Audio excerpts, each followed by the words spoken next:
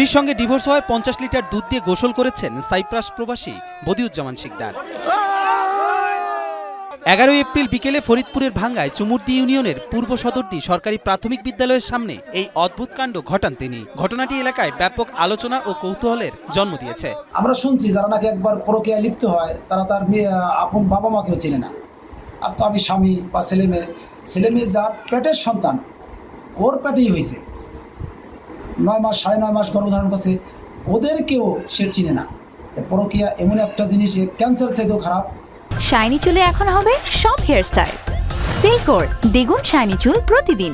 যে তাকে তালাক দিয়েছে বদিউজ্জামানের স্ত্রী, আমরা সে নাকি বিভিন্ন সময় বিভিন্ন অপকর্মের সাথে লিপ্ত থাকতো। এই কারণেই বদিউজ্জামান সাহেব অনেক খুশি হয়ে যে তার মতো একটা জঘন্য চরিত্রের মেয়ে তাকে ছেড়ে চলে যাওয়ায় সে এই দুধ দিয়ে গোসল করে করেছে। তারপর আমি একটা চিন্তা করি, ডিসিশন নেই যে কি করা যায়, আমার তো একটু পাক পবিত্র হইতে হবে। ছেলে মেয়ে বলে যে আব্বু তুমি দুধ দিয়ে গোসল করো, এক পর্যায়ে ছেলে মেয়ে আমাকে দুধ দিয়ে গোসল করে দেয় এবং গ্রামের ভাতিজারা, সমবয়সী ভাইরা, মুরব্বীরা সবাই বলে যে তুমি দুধ দিয়ে গোসল করো। একটি ব্যতিক্রম ঘটনাই ঘটছে।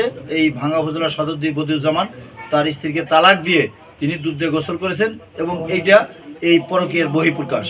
আমার যেটা মনে হয়েছে, বদিউজ্জামান সাহেব একটা চমৎকার কাজ করেছেন এবং সেটা হচ্ছে তার যে স্ত্রীকে তিনি তার স্ত্রী তাকে তালাক দেওয়ার পরে তিনি যে দুধ দিয়ে তিনি গোসল করে পাক পবিত্র হয়ে তিনি ওয়াদাবদ্ধ করেছেন। অনেক চেষ্টা করি তাকে আনতে, কিন্তু কোনো পর্যায়ে সে আমার কাছে আসতে চায় না।